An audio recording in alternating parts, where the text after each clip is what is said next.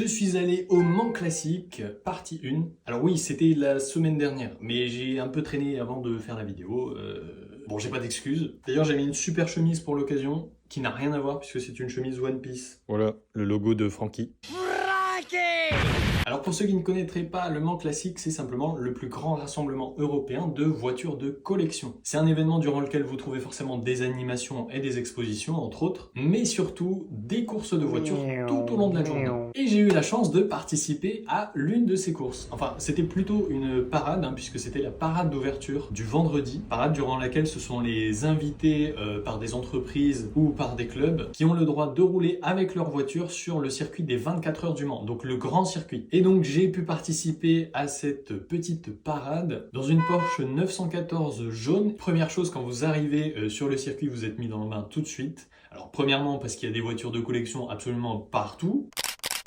Et deuxièmement, parce que vous avez des techniciens ou du personnel qui est forcément en uniforme ou en combinaison du coup, qui vous accueille et qui vous dirige vers le point de départ. Deuxième chose, il faut porter un casque, c'était obligatoire. Ceux qui me suivent sur Insta ont vu les magnifiques photos de moi avec un joli casque de moto, qui n'a donc pas grand chose à voir certes, mais c'était un casque donc ça passe. Au moment du départ, les gens partent à toute blinde, ils se croient vraiment sur une vraie course, et du coup ils deviennent un peu dingues. Mais au final après ça se fluidifie, tout le monde se cale sur la vitesse des autres en quelque sorte. Et du coup, ça a permis de faire 2 tours de circuit assez tranquillement, même si dans les lignes droites, on monte quand même sur du 160 km/h. Donc voilà, c'était pas vraiment une course, plus une parade. De toute façon, son nom l'indiquait.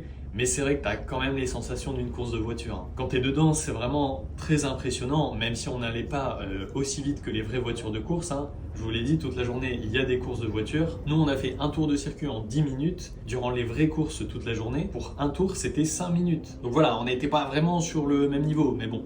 C'était pas les mêmes voitures non plus. Alors, rassurez-vous, et heureusement pour moi, c'était pas moi qui conduisais. Moi, j'étais juste copilote. Mais du coup, ça m'a permis de filmer un tour complet sur les deux, de prendre des photos, et puis, bien sûr, de profiter quand même de l'instant. Et je peux vous dire que c'était vraiment incroyable. En fait, on a beau ne pas forcément s'intéresser aux courses de voitures, je vous avoue, moi-même, je m'y intéresse pas vraiment. Mais quand y est, c'est carrément autre chose, en fait. T'as une sensation de liberté que tu n'as pas dans la vie de tous les jours. Forcément, sur la route, t'es limité, et pour le mieux, au niveau de la vitesse.